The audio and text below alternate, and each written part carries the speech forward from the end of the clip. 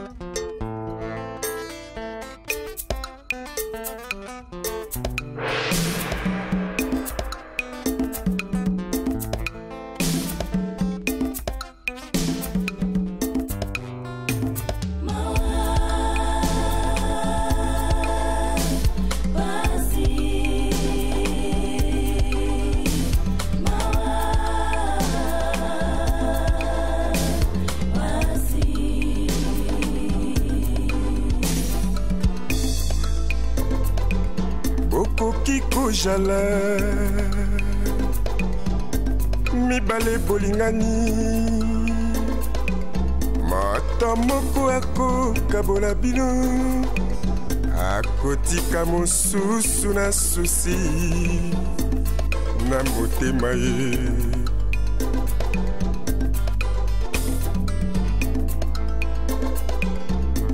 mboboki mpe kozala mwasi na mobali mata moko akokabola bino akotika mosusu na susi na motema ye.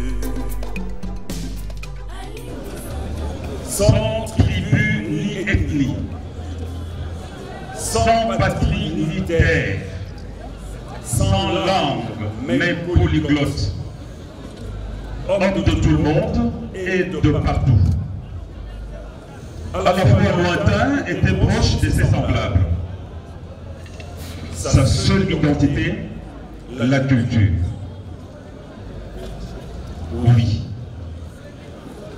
Monsieur dont nous parlons aujourd'hui, et autour duquel nous nous sommes réunis à l'instant, s'appelle Maïputu Kwidi Daniel Claude. Mayen ou vieux Mayen pour ses intimes. 76 ans accomplis, dont 55 au service de la culture et spécialement à la pratique du théâtre. Un culturel, un artiste dramatique, acteur de cinéma, scénariste, humoriste, metteur en scène et producteur culturel, il l'a été. C'est à l'aube des années 70 que Mayen s'illustre dans l'art de Molière, dans la pièce Ngombe, où il avait incarné le rôle du chef Ngombe, avec un autre culturel. Je cite le professeur André Yokalié, avec qui il a aussi joué Kibwanza, Antigone, Danouille, et bien d'autres pièces de théâtre. Et ce, après ses débuts à l'UTECO, l'Union de théâtre congolais. L'Union de théâtre congolais, issue de l'UTAF, qui était une troupe de théâtre amateur venue de Lubumbashi. Et lorsque cette troupe s'éclata en deux, lui intégra l'UTECO, où il a eu à jouer avec des grands Joseph Kachala Monatambwa, dit Papa Chef, un autre grand-père de Kalenga et bien d'autres. Kwidi, M. Diallo, Ababaka, M. Bari, M. So, Toubaz, Toumbazazou, Tapaganoaï, selon qu'il était Tapaganoaï Wamoulembelela ou Wamoutalama, Autant de noms correspondant aux différents personnages qu'il a incarnés dans sa riche carrière artistique. Toutes les grandes salles de spectacle des 11 anciennes provinces de RDC et des pays voisins l'ont reçu et ont applaudi ses brillantes prestations. Grand, il a été, il est et il le restera. Patrimoine artistique. Kwedi laisse un patrimoine aux valeurs inestimables que chacun de nous gardera encore longtemps à travers ses œuvres innombrables. Héritage moral. Si mayani wana na boy banana basabwa bayoka sonie na likambo ya papa salaka. Eh bien, ce passage des médiamiciers, M. Kwedi en a fait sa vie. Excellent homme, fréquentable et vivable. Il s'en va la tête haute, dont nous, ses collègues et ses enfants, Maïna, Malaïka, Pati, Héritier, Mami, parleront avec autant de fierté. Ils sont pour Kwedi.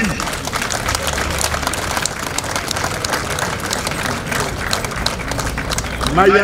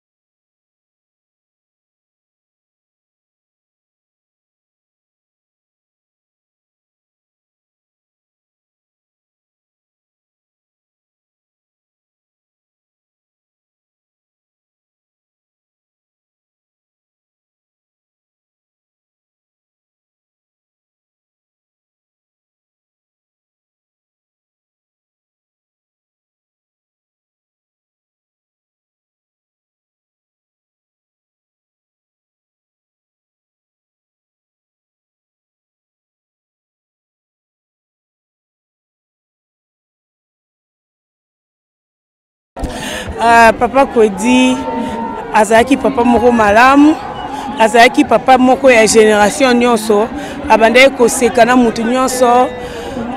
Donc naza ba souvenir na ebele parce que atana on a tourné na yete, mais na bandai kokuta na ye kana ba million biso na ba tournage na ba matanga na ba fête, azaki papa mo bien abandai kotumbola nganga pe na ndai kotumbola ye.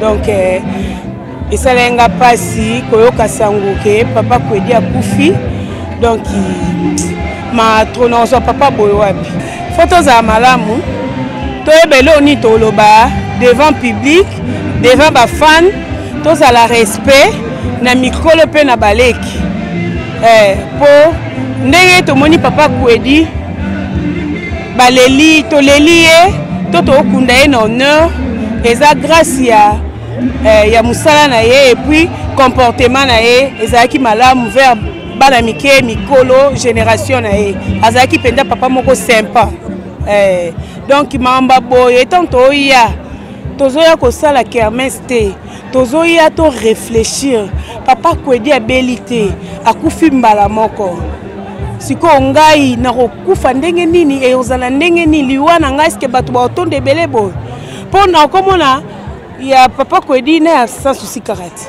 toloba bongo na ya papa mso sans souci maréchal ezalaki na martyr nde mpe balelaki na honneur nde baleli papa Kwedi ngai ezosala ngai esengo bravo mpenza papa Kwedi.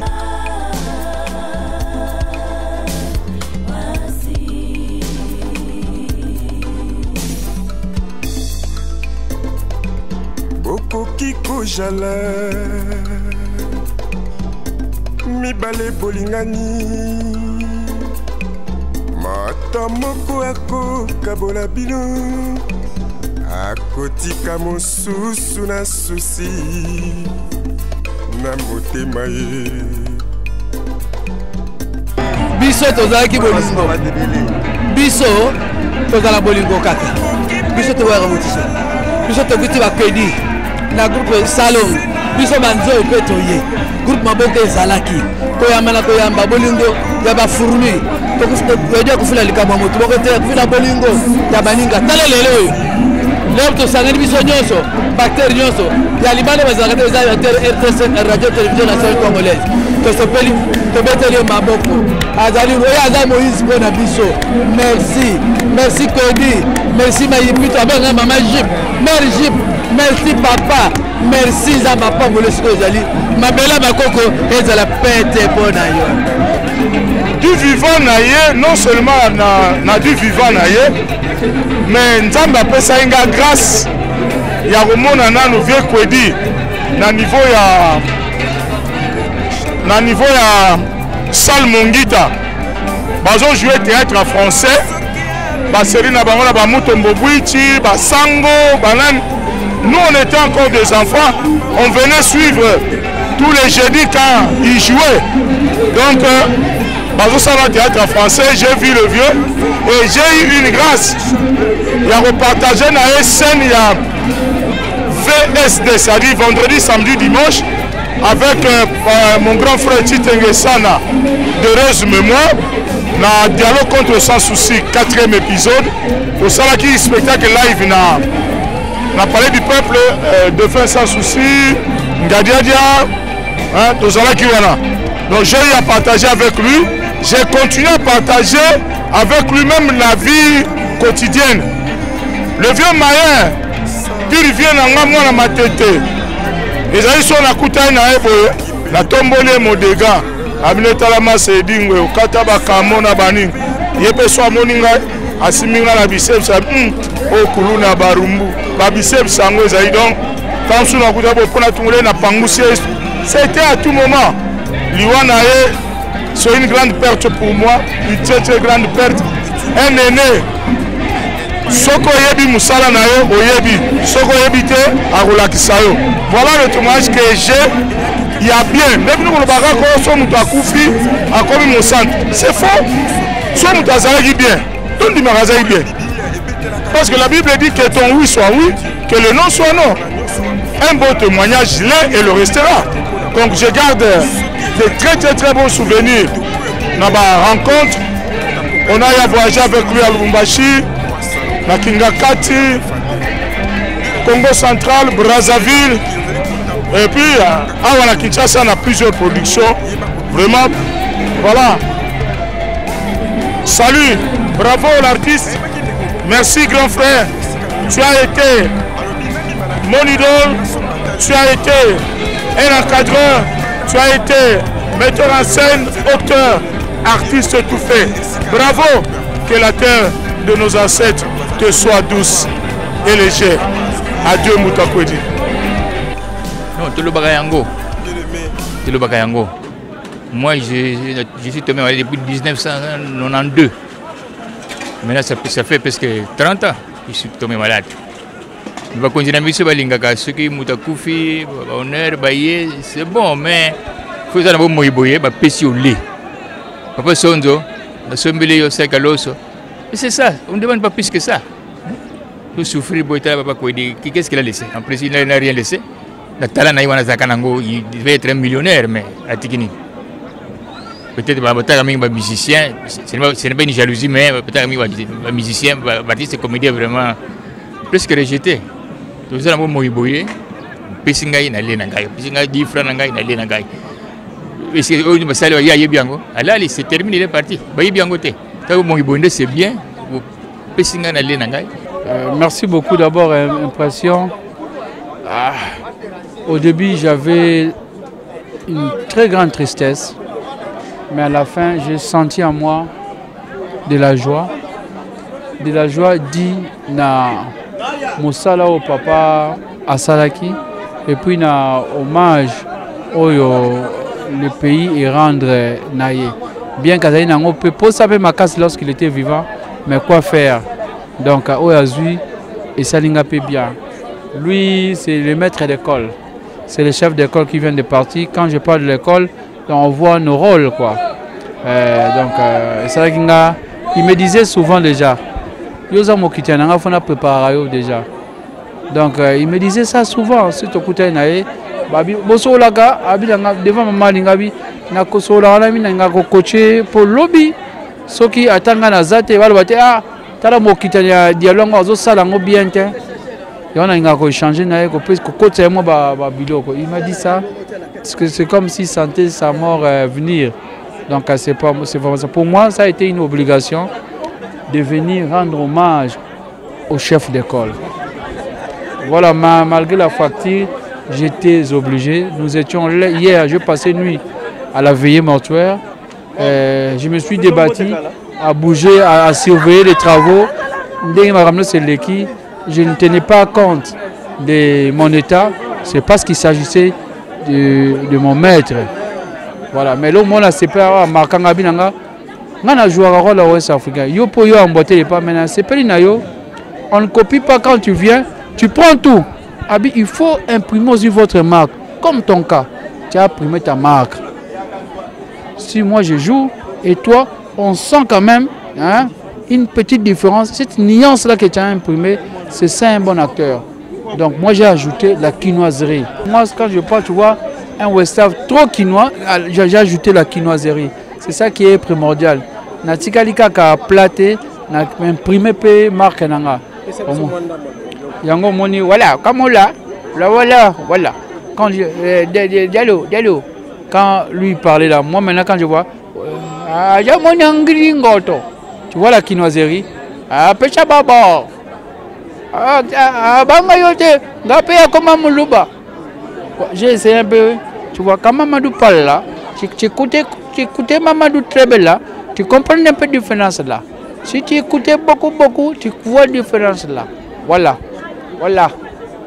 Tu vois, quand moi souvent quand je rentre là, c'est mon femme qui me dit, oh, toi venir comme ça, pourquoi? Voilà, ça c'est un peu ça. Quand j'ai commencé ces rôles, c'était comme ça.